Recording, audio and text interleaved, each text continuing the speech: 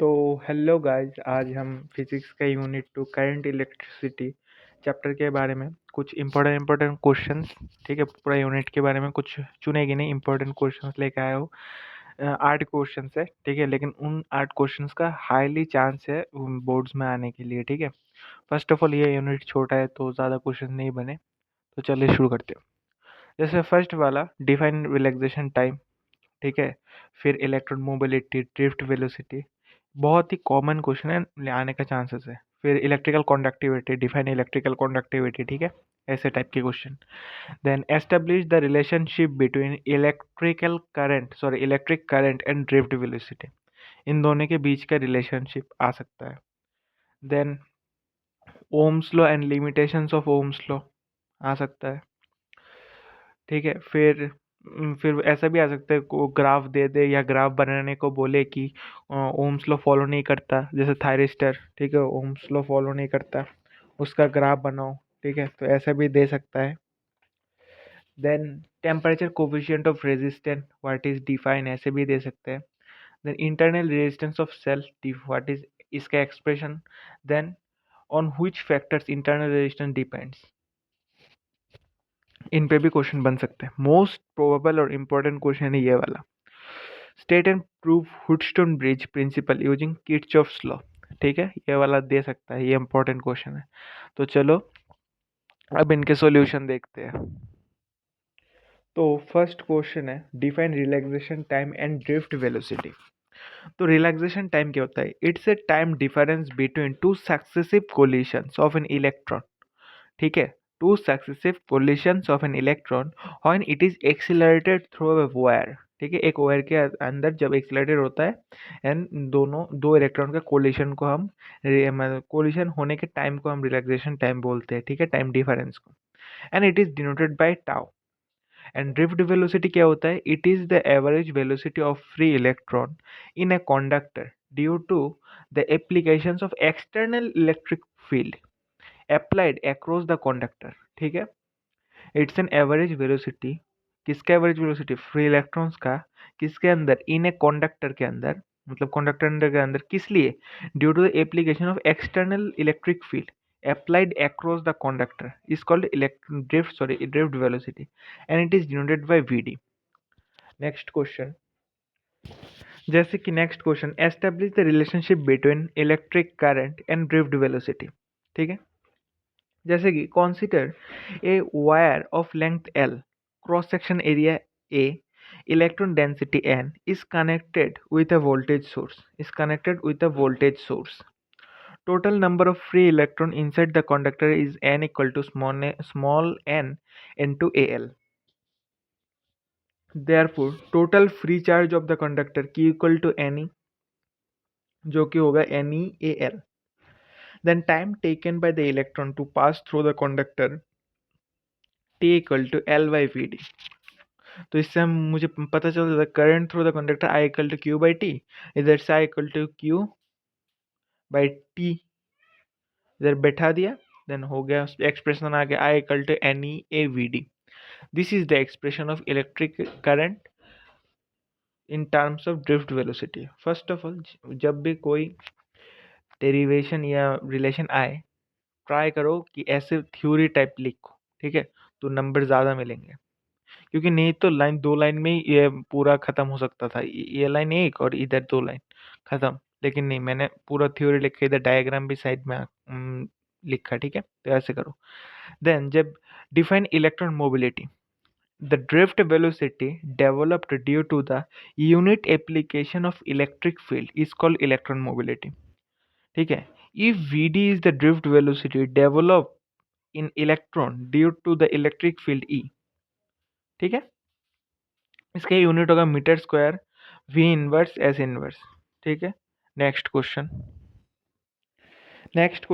Right the limitations of Ohm's law. Ohm's law is not applicable to semiconductor substance like diode, transistor, thyristors, etc. The variation of current with voltage in case of diode is, diode के अंदर ऐसा कुछ variation आता है, but in case of thyristor, ठीक है, variation आता है IV ग्राफ, बहुत से बच्चे क्या करते हैं, इधर वी लिख देते, इधर वी आई ग्राफ बनाते हैं, नहीं, लेकिन ये आई वी ग्राफ है, इसका वेरिएशन ऐसा आता है, ठीक है।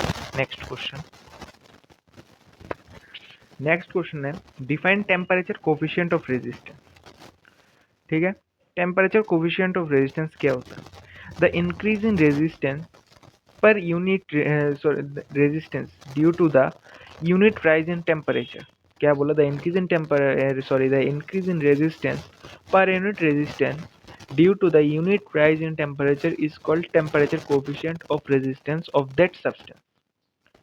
ठीक है। if R naught is the resistance of substance at 0 degree Celsius and R theta is the resistance of the substance when temperature increases to theta, then temperature coefficient of resistance is alpha equal to R theta minus R naught by R naught theta, unit coulomb inverse.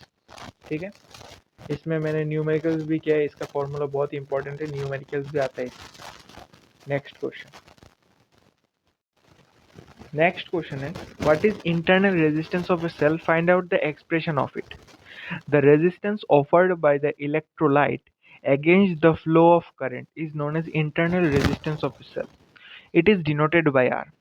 If a cell of EMF E and internal resistance R is connected with a bulb having resistance R, so that the current in the circuit is I, okay, then EMF E equal to IR, I capital R plus I small r.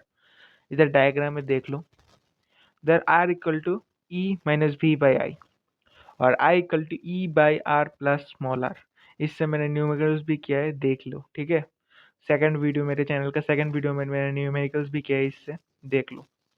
This is the expression of internal resistance of a cell. Next question, state and prove the Wheatstone bridge principle using Kirchhoff's law.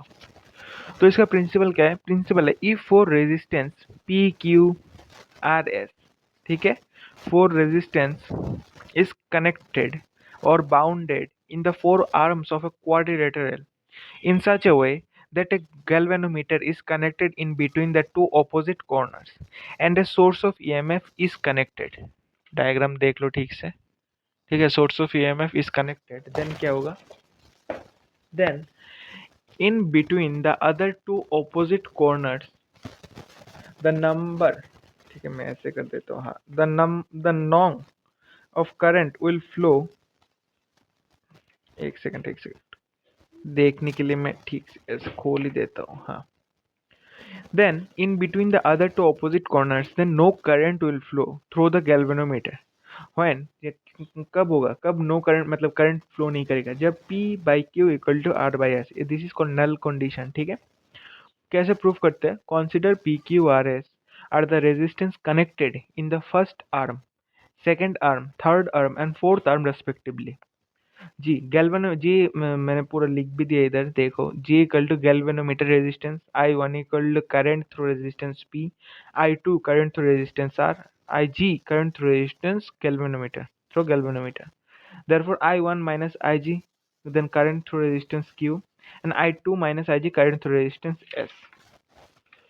इससे देखना पड़ेगा, ऐसे देखो, bake आ गया, हाँ देखो, diagram समझ लो।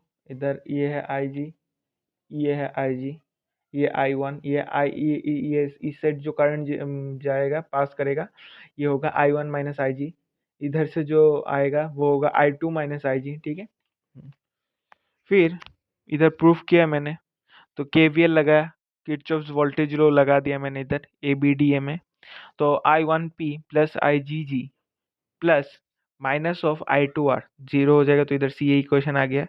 Again in case of loop BCDB using KVL, तो इधर CA इक्वेशन निकाल दिया। तो करंट थ्रू द गैल्वेनोमीटर अगर जीरो हो जाए तो IG होगा। देयर 1 2 मैंने सॉल्व किया, इक्वेशन ऐसा आया।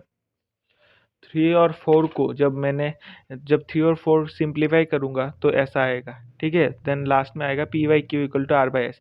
This is the null condition of Wheatstone bridge. तो इधर दो क्वेश्चन है, एक है इलेक्ट्रो इलेक्ट्रिक कंडक्टिविटी शायद होगा एक, ठीक है, और दूसरा क्वेश्चन है on which factors does the internal resistance depend. एक है इलेक्ट्रिकल कंडक्टिविटी है। और दूसरा क्वेश्चन है on which factors does internal resistance depends.